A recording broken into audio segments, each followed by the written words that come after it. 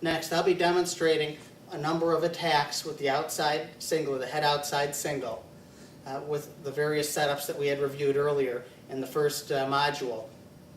But one thing I do want to emphasize, and that is the route is typically going to be to try to switch off to a double leg. That's going to be the route finish. And sometimes I'll do that, sometimes I'm just going to stay in for purposes of demonstration to the outside single without making any change. But be aware, once I go in on that outside single, I'm typically going to try to switch off to a double by transferring the weight to the far leg, and we'll get over that. We'll go over that more momentarily.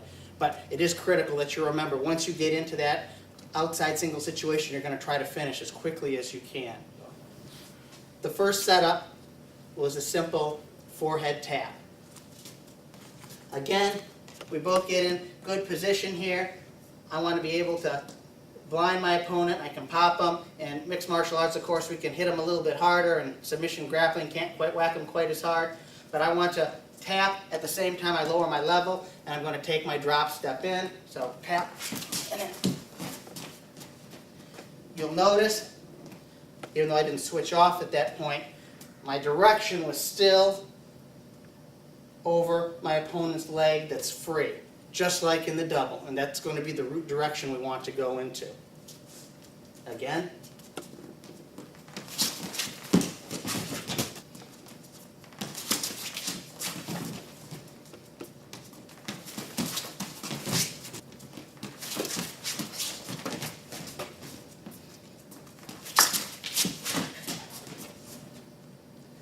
Next, the basic head pop or the basic head rake. Remember, as I do attempt to rake my opponent's head forward, I'm not really so much trying to push down, but rake laterally. And if I hit him back of the head here towards the lower part of his occiput, it's going to knock his head down, but it'll also bring his weight forward. I'm lowering my level at the same time, and that's the point that I want to attack.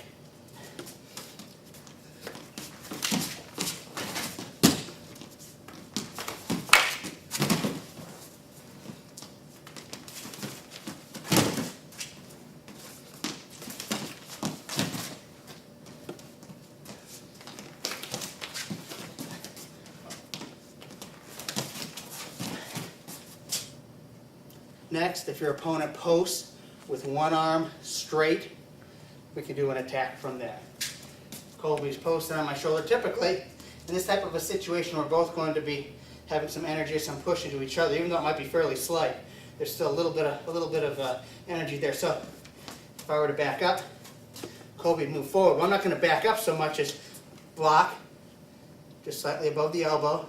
I'm not so much going to push up, so much as get it to here, to where I can lower my level, and then I'm going to attack. And I want to push and lower my level at the same time. So from here, down, and then Colby post, down, and through.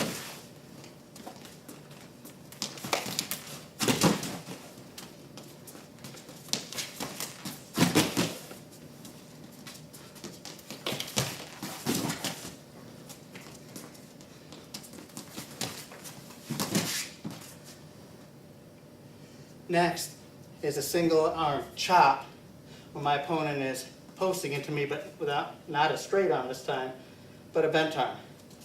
Now, in this type of a situation, just like with the double, I want to lower my level as I'm popping or chopping upper part of his forearm. I do that at the same time, but you'll notice where his arm went there. This type of an attack, most typically, I'm not going to be able to clear the arm, okay, at least in the same kind of way. And this one, what I'm going to try to do most typically is, as I chop down, I'm just going to try to jam my shoulder into the crook of his elbow here, and then switch off and finish. Sometimes if my opponent reacts, the arm comes back and I got a clean shot. Other times, that's not the case. I pull down enough to where it gets in the way, and I got to quickly secure his arm against his body here where it's not going to be effective, at least effective to defend against my attack. And so speed is somewhat of the essence in that situation. But if your level is low and you come in, you should be able to trap the arm there and not worry so much about the fact that you didn't get inside. Kobe comes and approaches me, bent arm here.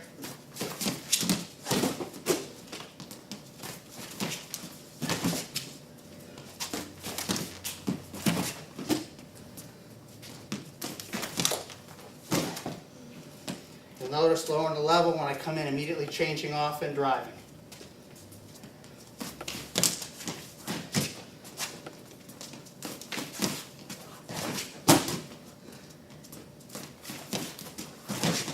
Next, you can attack the head outside single from a simple and traditional collar tie. Now, from this position, actually most people are used to, and we'll go over this in a little bit here, the more traditional high crotch, where I'm really trying to pull the arm up, back, and I'm trying to pull my opponent over me, pull him forward. There's two different ways I think of approaching getting a head outside single or a high crotch. One is to be able to come into your opponent, which is important sometimes. Other times it's important to be able to pull him into you. Sometimes when I'm getting energy, it makes sense if he's pushing into me to continue that. If he's pushing into me, then it makes sense for me to do a more traditional high crotch. And again, we'll go over that shortly. But it's also important, I think, at times to be able to drive and penetrate through to your opponent. So I want you to be able to distinguish between this type of an attack that we're doing right now versus the alternative, more traditional high crotch that we'll go over shortly. So Kobe ties up with me here. I'm going to grab right above his elbow and sort of the bottom part of his tricep here. And generally speaking, too, neither of us can do a whole heck of a lot if we're tied up ear to ear here. So I want to keep my head slightly to the outside if I can. Again, this is a position where both of us can get frozen up and neither can do very much.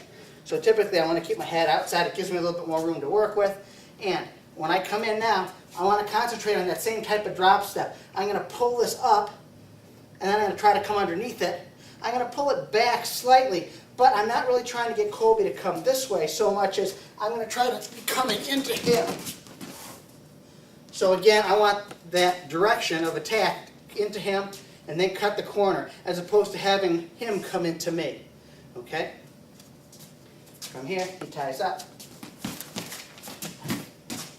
Again, you'll notice lower level, in straight, cut the corner.